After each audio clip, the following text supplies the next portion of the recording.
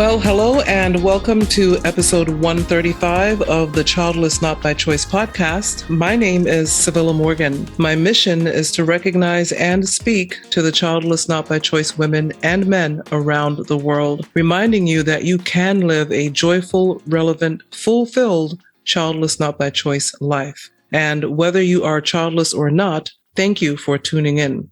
What is today's show about? It's about the empty cradle. But before I continue, let me say a great big thank you to my Patreon contributors. I would like to take a moment to thank the people who make a financial contribution to the platform on a monthly basis, my Patreon contributors. Your contributions help pay my podcast producer, my podcast host, Zoom, where I interview most of my guests. And so thank you very much for all you do. Thank you, Patreon, and thank you, patrons. Well, I have a guest and I'm so excited because I know this person, or I should say I know about her. I've heard her name. I know who she is. You know how you travel in the same circle as someone, but you've never really been introduced? You've never met, but you know the person exists? That's kind of how this is. And then one day I came across her platform's intro video on YouTube and I asked myself why I had never interviewed her. And I watched her video 3 times before I decided to ask if she would be a guest. And there's a link to the video in the show notes. I hope you will check it out. It really captured me and I just had to keep watching it over and over. And so I hope she doesn't think that's weird, but I just fell in love with the video. I am so happy she said yes. Sarah Roberts of the Empty Cradle, welcome to the show.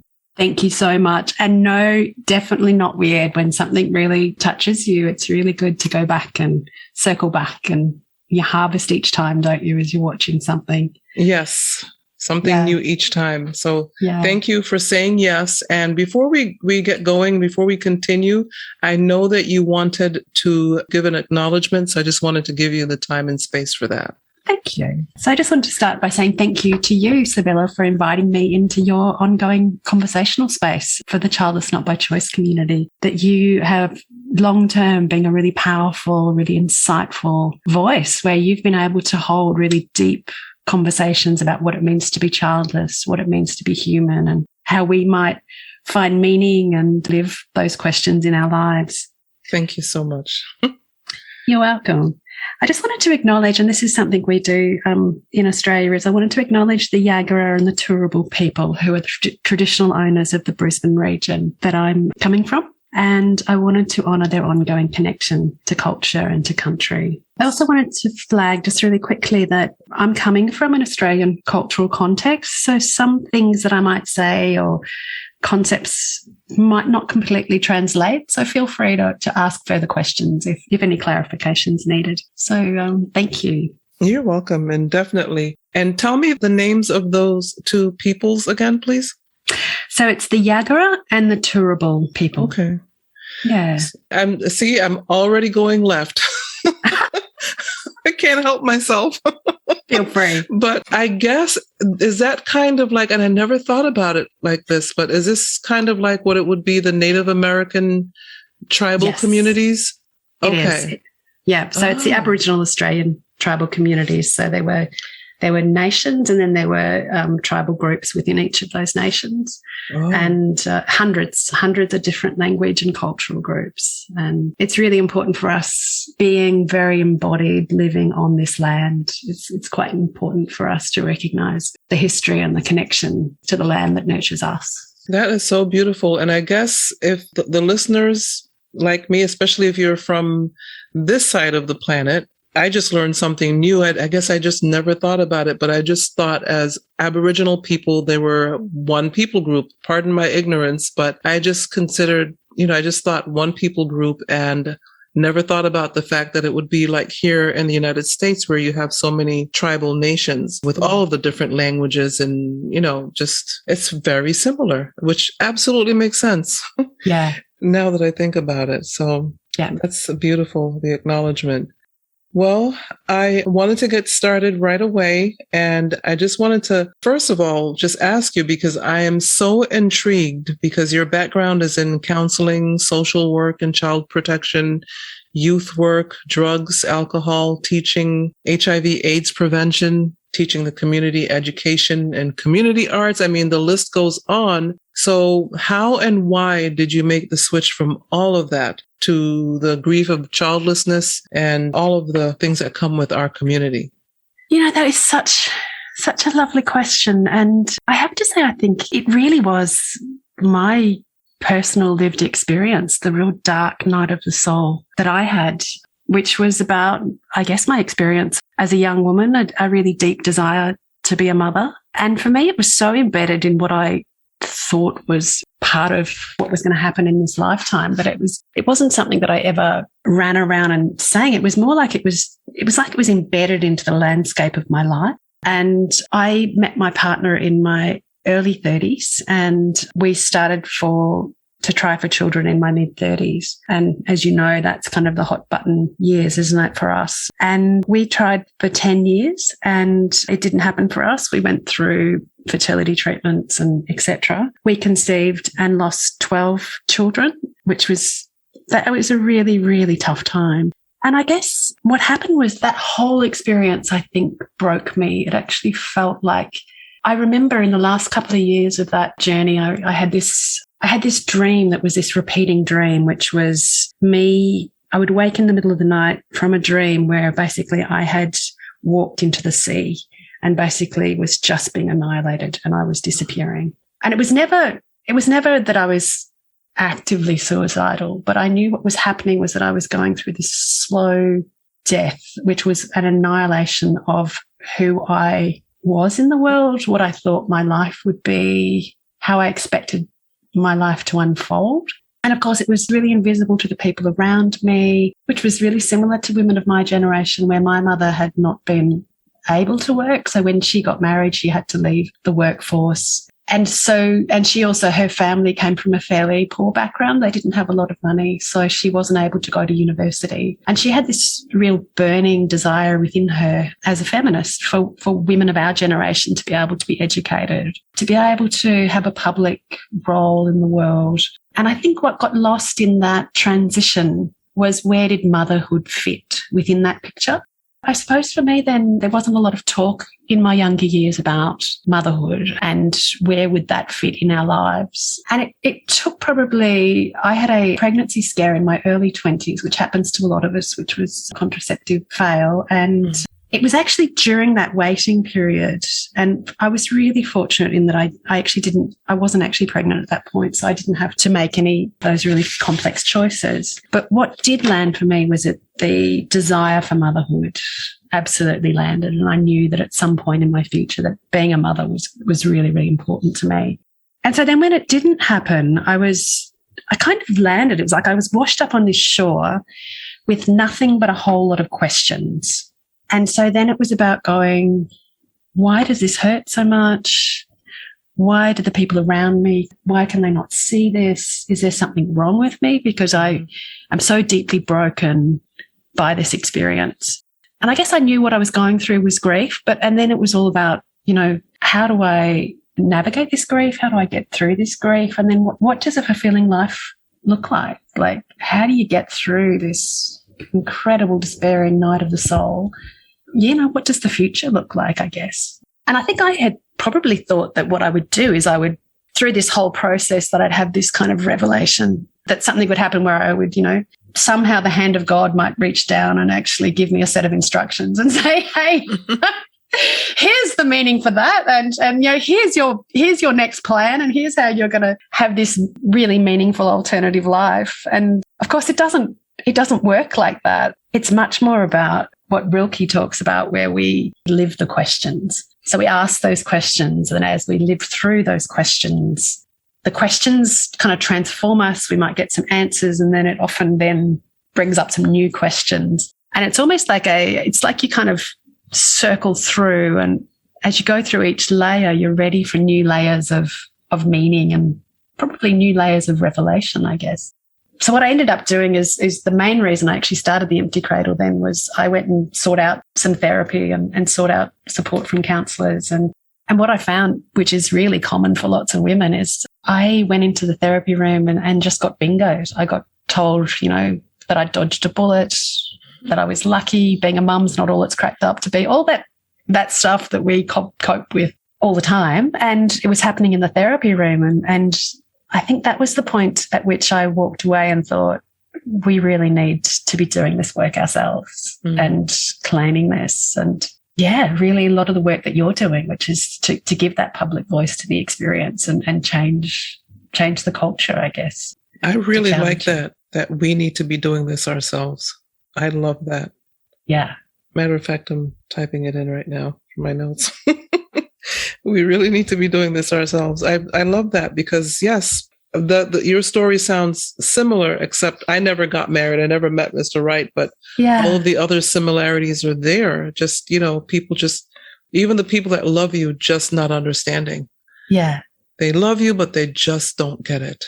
And I remember during that time saying, just imagine if you didn't have the children you have now.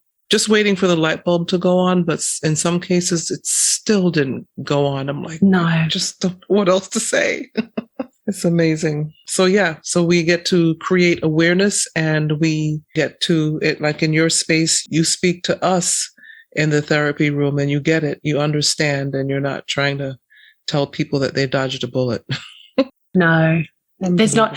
And, it's really interesting you say that, in the sense that a lot of the responses we get from people are really about their inability to kind of go there in terms of really understanding the depths of our journey and our story, because it really is an existential crisis. Not that everybody experiences it. Obviously lands really different for different women, but for some of it, it's a very, very deep crisis. And what often happens is that we don't really understand what's the difference between, for example, a child-free woman who clearly chooses, in a really legitimate way that she doesn't want children. People like us for whom it is actually really important. And that desire for motherhood is a really big desire. And it's partly explained through the social context, but it's not a complete explanation. And so what happens is that desire can get minimized and downplayed. And so then there's this, that's kind of the way that the grief then gets disenfranchised and it gets made invisible. So, and I don't know, this may be an odd question, maybe not, but explain to us the social context of childlessness. So this is really interesting in that all of us are kind of saturated in this social environment that's very much about that the expectation can be that everybody becomes mothers or everybody becomes a parent. And so this pronatal idea that to be an adult woman, to be a grown woman is to be a mother, and that's the natural transition. And really, developmental psychology talks about that as being the normative transition, and that somehow our journey is kind of the deviation from the norm. And so at that starting point, it's a little bit like if you think about maybe something like sexual identity, where the norm is to be heterosexual, but if you are same-sex attracted, that is somehow seen as a deviation, rather than actually saying, hey, we have this continuum of what's normal, which includes same-sex attracted and opposite-sex attracted, and that there's this whole range of ways of what it means to be normal in the world. And so then what happens is that we get quite othered. So first of all, there's the minimizing of the desire for motherhood and the loss and the grief that comes out of that. So that gets disenfranchised and minimized. And then the second part of the experience is then what it means to live as a childless woman. And so this is where we can be devalued. We can have a sense of shame. Like if somebody chooses to not have children, it's like, what's wrong with you that you would choose not to have children? So it's where we then get othered. And I guess one of the things that I've really noticed is that our stories are quite new. In the last couple of decades, we've started telling our stories. And there's some really big social movements from people who have experienced othering, that as childless people, there's a lot that we can learn from the frameworks and the ways that people have really challenged, that dominant social structure, really. And there's quite a lot of work for us to do to continue that shift. And I think that's the point. We, as the childless, not by choice people, demographic, We just want people to hurry up and understand. At least I do. Let me speak for myself. I wish people would just hurry up and get it already, because we've been talking about it, as you said, for the last couple of decades. But childlessness is nothing new. We know it from Hannah, which was the original name of my podcast, 21st Century Hannah. And it still exists somewhere on the platform. But as I mentioned before we started recording, I had a podcast producer who was a podcaster who also produced my podcast. And one day he told me that, Civilla, most people don't know who Hannah was. And I said, you're absolutely right. And so I changed the name of the podcast to Childless Not by Choice, which, he said, and this is known in the podcasting community. Try to get a title for your podcast where people could understand what your podcast is about. And I wanted to be able to reach out to everyone, not just, I am a believer, I am a Christian, but from day one, I wanted to reach out to all people, because all people are affected by childlessness. And so I don't lead with my Christianity. I may mention it from time to time. It is my foundation. It's who I am. But I knew also that I wanted to be able to reach people and make sure that they felt comfortable on my platform, in my group. But I guess the whole point of this, what I'm saying is, childlessness is nothing new. It's been going on since the time of Hannah, even probably before Hannah. For those of you, I'll put a link to who Hannah was in the show notes. But and I don't know if you feel the same way, we just want people to hurry up and understand what childlessness means, how we are treated in the world and how we feel we are treated and how we present ourselves in the world. We think we're normal, and we are normal. We're human beings. We're all human. It's just that some of us got to be mothers and some did not. It doesn't make us any less of a human or less of a woman, which is, we can say that all day long, but honestly, I didn't start there. I felt less of a woman when I realized I was having all these female issues. And then on top of it, to have a hysterectomy, I struggled with losing the part of me that made me a woman when I had to have the hysterectomy. So there's just so much going on in our community, and then we just want people to understand it. And I guess my point is, and I guess my question is, how do you think we continue to get the word out and remain patient at the same time? Or do we remain patient?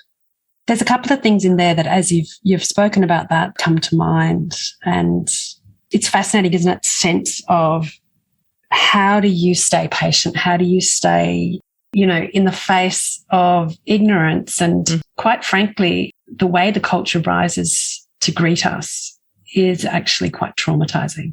And so I think it's part of the urgency for me it's partly about seeing the culture change, but it's actually also because we're seeing people being damaged, and we're seeing younger generations of women coming through.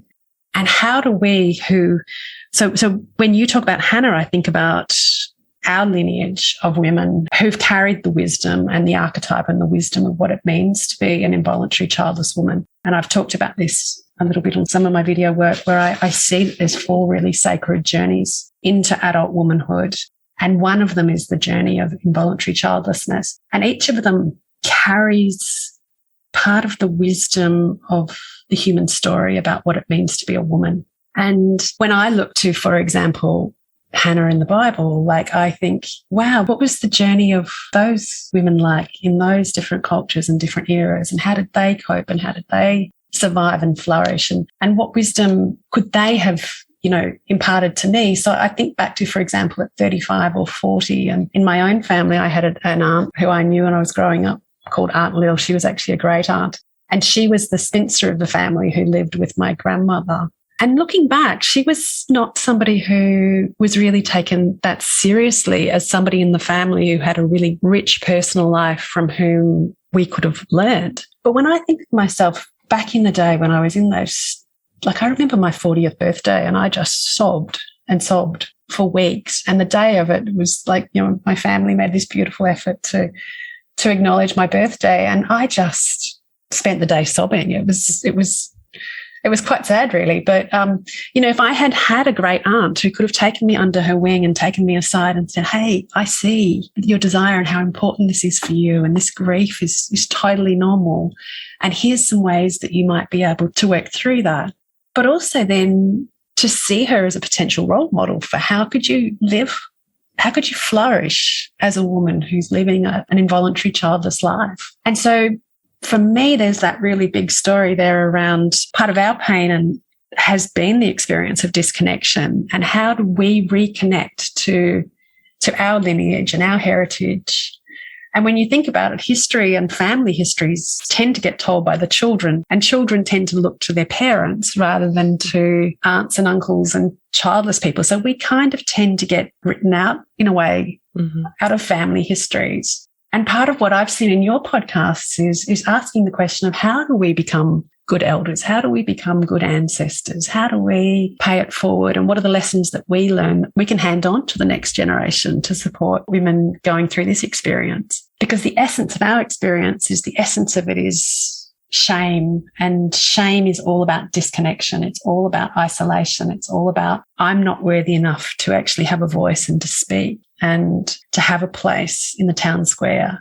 And because the culture is so shaming of us, it's like Jodie Day says, we're hidden in plain sight. And I still have these conversations. For example, I went out to dinner a few weeks ago with some family members and an old family friend who's a little bit older, and she doesn't have children. And we were talking about my work.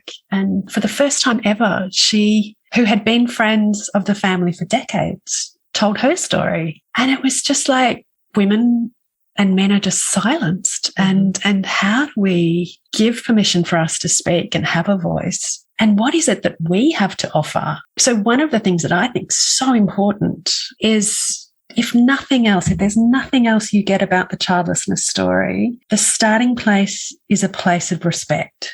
So how do you respect knowing that somebody has been through this dark night of the soul, knowing how hard it's been, and they're there standing in front of you, this embodied lived experience? How do you start from a place of, wow, I don't know anything about that, but I respect that you're here and you've kept going, and really honouring that journey. And then maybe thinking, what could I learn from your experience? Because I think there's something that's really important, which I call the childlessness gaze that we bring to the culture, that is actually quite different from the parenting gaze or even the child-free gaze. It's something that's a really important part of that human puzzle that we offer. I was thinking about your aunt. Maybe the reason she didn't say anything was because she was silenced. She was shamed, and she probably wanted to reach out, but again, from that generation, because you said she was your great aunt, they were silenced and they were taught not to say anything about what they were dealing with and what they had been through. Yes. They just maintained the stoic. Yes. And we thought they were fine, but there was a lot they just didn't say and maybe couldn't say. It's interesting you say that, because I did have a conversation with somebody recently who was talking about previous generations. And she said to me, what is it about current generations where they just feel like they need to put words around everything, can talk about everything? And I said to her, do you think that people in previous generations didn't suffer? And she said, oh, no, I'm quite sure that they went through their own suffering and sadness. And I said, so what you're saying is they essentially suffered alone. They suffered in silence. And she said, yeah, I guess that's possibly what people did. It's a tricky balance, isn't it? Because it's also a question of, I listened to your conversation with Donna Ward, and it's also a question of what is it that friendships are able to hold, and are friendships able to hold even a piece of that sadness, and how do we rely on and connect and support each other and hold the space for each other's stories.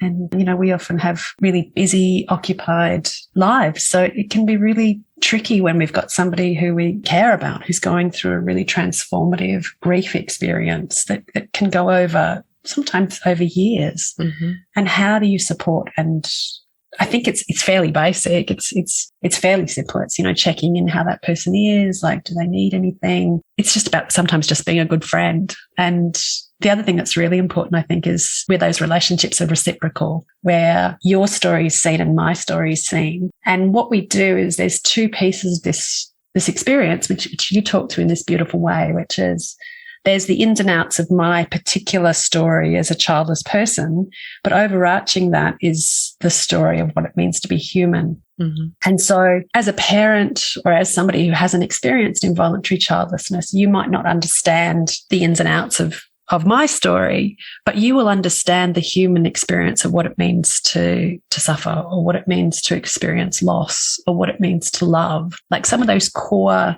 human experiences, that's the ground that we have in common, mm-hmm. where we can find connection. And so how beautiful that is to be able to go, well, you know, I'm not going to completely understand your story, but I can connect in terms of these feelings and emotions and what's happening for you, and being able to connect with each other in that way. On a human level. I mean, it's so basic. Yeah, isn't it? I always say it's not rocket science. None of this is rocket science. Most of life is not rocket science. Yeah. A lot of it is just fueled by ignorance. It's fueled by a lack of curiosity, a lack of, I didn't think to ask the question of what was happening for my great auntie and what that must have been like for her. Yeah. But I mean, not even that though, but I'm still thinking from her side, she probably, like I said, she probably wanted to reach out to you. Maybe you didn't feel comfortable reaching out to her, because if it's anything like me, our generation, we're afraid to maybe ask certain questions of our elders. I think that's kind of what you were saying. And so we're afraid to ask, and we wish we could. And we have some people who would. They will just ask the question, but most of us won't or can't. And so the question never gets asked. And then the person on the other end is just like, wow, I cannot talk about this. It's worked for me all my life, and I'm not going to start now. And it's also that thing, isn't it, and so for me, my great aunt passed away when I was still in my very early teens. So it was kind of like, you don't know the questions that you needed to ask at that point, right? Like you know, it's not till decades later that you go, I would have loved to have had a conversation with her about that. But, you know, it's too late. And that's fine, but life goes on. But I think, and, you know, my condolences on your loss, because loss is loss, no matter how long ago it was, or, you know, how short the time. We all deal with it in different ways. And same with the childlessness, as you kind of mentioned earlier, the woman who made the decision not to have children, we have to respect her decision as well as the decision or the feelings of the woman who wanted children but could not have them. We all deserve to be seen, as you've said, and that's on a basic human level. And I think that's what, at least in part, my work as a podcaster to and for and about the Childless Not by Choice community is. I always say I want to get the word out, but the word is that we are not going to be hiding in plain sight anymore. We do exist. I don't know if they have M&Ms over there, but there was an M&Ms commercial. Have you ever seen the M&Ms commercial where someone says, they do exist? Oh, I haven't seen that, but that sounds like a hoot. It's funny.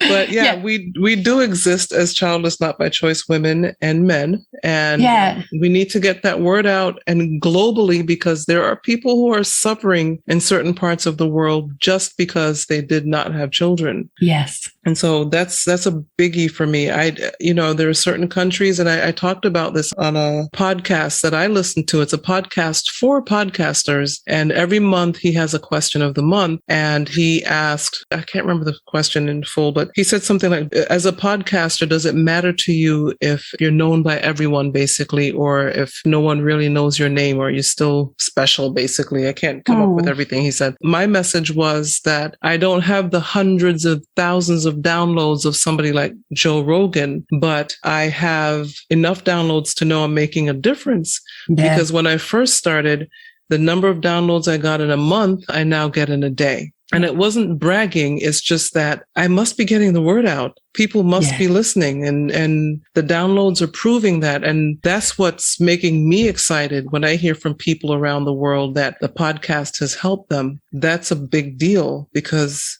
we all on the Childless Not by Choice platform are getting the word out. We eventually, maybe I am a glass half full person. I believe that there will come a time when we will be respected. Yeah. And listened to and heard. And we just have to show up at the table I think it was Jody Day that said it, maybe, that we have to find our place at the table and show up and make our presence known, not in a vile or crazy way, but as a human way, as human beings. And so that's what my work is. Yeah. And, I'd say a couple of things to that, because one of the things is that this topic and what you're working on and what I'm working on, and I'm similar because I don't, for example, my mailing list is, it's not in the thousands or the hundreds of thousands. But the topic itself is such a sticky topic, and it's such a deeply personal and important and powerful topic that, if your podcast or if my work changes or, influences one person's experience, that's one person in the world who's able to do a little bit better. And literally, like, I have to say that I experience that every time I do a therapy session. It's extremely common for women to come in, and the reason they've chosen to work with me is because I'm public about my story. Mm-hmm. I mean, it's not just that. Obviously, I've my experience as well as a therapist. But one of the things that is consistently said to me is that for so many of those women, it's the first time they've actually had a conversation with another involuntary childless woman. And it's like women come in and they're carrying this tremendously heavy burden of the shame, the sadness, and often over the course of therapy. So what I see for and what I do in that first session is I am absolutely deliberately looking for that person's light. I'm looking for what is in that person that I can see that they can't yet see. And then therapy is like we have this process of when they get to the point where they can see it for themselves, and you can just see the shedding and it's not like the grief is resolved and packed up and it's easily packaged and, put away. It's more like there's just this lightness where the person's able to feel a sense of confidence and a level of competence that this is going to oscillate between the grief and, the future restoration and what does life look like for me in the future. And it's going to be this back and forward oscillation process. But within me, I feel like I'm building this set of skills and competence in being able to navigate this and being able to see that shift and transformation. And look, if I only ever had to work with one human being and see that transformation, I feel completely blessed just to see it once. But I see it on this fairly consistent basis with women, and it just is, it's such an honor. Mm-hmm. Such an honor to be able to share that space and see that shift. And then what I will often try and do is then say, hey, here's a whole bunch of other women out there. There's some resources. Let's connect you in with a community of other women who can be potential friends and connect into the future and support you, so that you've gone from this sense of isolation and struggle into, oh, this is what it means to be whole and to be human, and all these other parts of myself that I've really struggled with. I invite them in and I offer them a space at my table so that I can actually embrace the whole of myself. And how do I come into that sense of connection with myself and then gradually start to build that with others in my life, and how powerful that is. It can be isolating because it's so easy to think, and it doesn't make any sense because there are 7 billion people on the planet, but you still think it's only happening to you. Mm-hmm. And that's why community is so important. I just love, I love community. And I believe we should all have, as we talked about Donna Ward, that episode, it's important to have friends, but it's really important to have friends who are childless, not by choice. And that's where the community comes in. Yeah. And what that is it's kind of honoring different types of knowledge. So what it is it's, somebody could sit there as a researcher and pull all the research out, and from a third person external perspective go, oh, well, I know all this stats and I know this data, I know this information about what it means to be childless. But it's when you're able to have maybe that conversation of, I was up at 3:00 in the morning because, my grief has really thrown out my sleep patterns and I'm really struggling with this sorrow. And it may have been going on for a long period of time. And to have another woman that says, yeah, me too. I've been through that. I experienced that. It's so powerful to have our experience and our story validated. Mm. And because that's the mechanism of shame, isn't it? Shame is about isolation. It's about silencing. It sure is. And our power comes in reconnecting with each other. Yeah. That's very true. Well, as we wind our time down here, I just have a couple more questions. I think you mentioned in our pre-conversation, basically, that you are a person of faith. And I just wondered how that plays into your childlessness and how it plays into your counseling. That's such a good question. I was raised in what would be for you the Episcopalian Christian tradition. And I grew up in a church community. We'd go to church every Sunday. We had a church orchestra where we'd all play music. So Christianity for me was not just the faith system. It was actually also that connection and that community. And what happened for me was that there were a lot of adults that I knew from that time who have kind of been like the adult in my life, who were kind of like the pillars of the community that I grew up in. And there was something really powerful about that. I'm not currently a practicing Christian, and it's really interesting around Christianity because when we say Christian, obviously, that's incredibly diverse as well. There's so many different ways that people practice their faith. And what I find, certainly for many of the women I work with, is that sometimes people can have a sense of a really specific religion or specific tradition, or they may have a broader sense of spirituality or being connected to something bigger. And I guess so many women as well can really have a real crisis of faith, particularly when a religion has been presented in a very pronatalist kind of way. And I know that there's others who've spoken to this in a really generous way around Christianity. And, that there's so many of the women in the Bible who were childless. I think most of them were given like a miracle baby. And there's not very many examples of women who clearly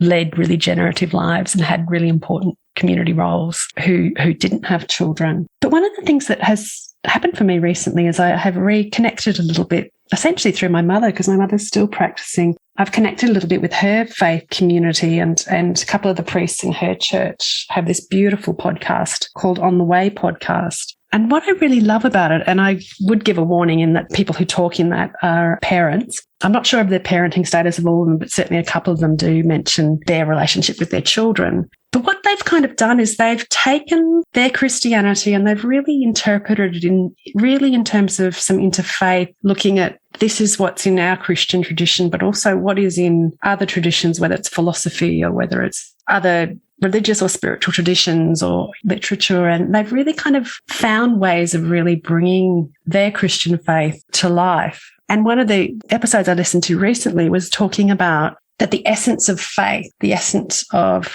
life really is not about having a definite answer, but it's actually about that idea of Rilke's idea of asking and then living through questions, and that for them, the center of their faith can be a tension between conflicting opposites. So, for example, they talked about that faith coexists with doubt, and that it's the tension between faith and doubt. And it's living that tension and unpacking and understanding that tension can be a really important way that they bring their faith to life. And, there's other things within that experience. So they talk about, that life exists in tension with death, and that the two of them in relationship to each other give each other meaning, and that it's not one or the other that actually is the answer, but it's the dialogue between the two that's really powerful. And I think it's similar to other parts of our lived experience is what's the dialogue that we have between grief and loss and life and living a fulfilled life? And it's actually the tension between those two, which is the essence of our childless experience. And there's often this thinking that what you have to do with the grief is you have to grieve, you have to let go, and you just put that behind you, and then you get on with living the happy, fulfilled life. Whereas what actually happens is that often the two kind of coexist. And so it's out of the process of tending to the emotions that come up through your grief that you become quite transformed, which then feeds into the life then that you live moving forward. And so it's how do you hold those two kind of opposites that sit within tension of each other, and how do you live with that dialogue? And I guess that's been really powerful for me to revisit some of those teachings. And I have to say, I find some of the Christian teachings really confronting. And I mean confronting in terms of the challenge that it asks of me personally to live my value and to live my faith. So there's incredible generosity and humility that's asked of us. within the Christian tradition that I think it's an ongoing, isn't it? It's an ongoing, you're learning. How does that land for you? Well, I agree. When you say confronting, I totally understood what you meant. Totally got it. But for those who may not get it, I believe what I heard, and in my case as well, my personal relationship with God, he asks you to do some really difficult things sometimes. And that's how he wants us to live. Love those who don't love us. If someone asks for your coat, give them your tunic. So in our day, it would be if they ask for your coat, you give them the sweater as well. And it may not always be literal, but the basics of it is it's not always easy. Sometimes you may have to interact with people you would prefer not to, and you have to interact with them in a Christian and positive way. And it may not even end well as far as how they respond to you, but you still have to have the right attitude towards them. Some of us don't have the personality to lend towards that all the time, not all the time anyway. And so it's a journey. Let me put it that way. We're never perfect. We're just being perfected. That's so true. That's so true. And one of the episodes, there's a couple of episodes that really talk to the self-love and the shame experience of childlessness. And one of the episodes, they talked about the commandment, which is to love your neighbor as you love yourself. And the interesting thing they said is the problem in today's world is a lot of people are loving their neighbors as they love themselves because they're not actually seeing the instruction of self-love. And they're not seeing that actually that's an instruction that you actually need to do a reckoning on your relationship with yourself and how you tend to and care for yourself and set boundaries. And so that was one of the first times that I'd really heard priests talking about that particular topic. And then they talked about that our job in the world is actually to be 100% ourselves, and for me to do Sarah and for you to do Civilla, and for us to be deeply authentic in terms of the truth of who we are. And they talked about, the probability of us existing at this time on the planet as who we are, and it's unbelievable. Like it's odds. It's one in the trillions. It's this incredibly. They've actually crunched the probability on it. It's something like 1 in 16 with, 16 zeros or something. It's just this number that we couldn't possibly conceive. And so what they talked about is they said, you don't need to go looking for miracles. You actually are the miracle. The fact of you existing as a human being at this point in time, floating through the universe, the fact of us existing is incredibly remarkable. And I guess what my experience around being childless was that I went through this deep, deep, deep dark night of the soul, and I got to the end of it and it just burnt out. It completely burnt through a whole lot of expectations, a whole lot of beliefs, things that I thought about my life and what I thought about the world and the way the world is. And it was kind of like I'd been through this tsunami and I washed up on this shore and I was completely spent. But then it was just like, but I'm still here. Like I'm still in this life. I'm still alive. I'm still breathing. What do I do now? What do I do with that? Like that then becomes the next question. You just go, what do you do with that? And then it's the living through that question. It's really interesting because there's this thing within Indigenous wisdoms, which is around there's knowledge that can be protected knowledge. And my understanding is that one of the reasons that knowledge can be protected is that we need to get to a level of awareness and transformation for us to really understand some of those deeper layers of understanding and knowledge and what it means to be human. And it's interesting that you mentioned about the giving of the tunic, because one of the things that I've been listening to lately has been around our culture's relationship with material possessions and objects, and that some cultures, like particularly some of the traditional Indigenous cultures, and look, I'm not idealizing this, but it's just a different way of seeing, is that material possessions are actually a shared thing. And so that if I have, for example, a pouch of tobacco and someone comes to me and asks for a cigarette, it's not disrespectful for them to ask me. It's disrespectful for me to not give it, in that this is actually not mine. I'm a custodian of this, and it's shared with everybody in the community. And so it really makes me think about, how do we show respect? What does it mean to be human, and what does it mean to be in the world? And, to really kind of explore some of those deeper questions. For me, it feels like a very rich, ongoing conversation to have.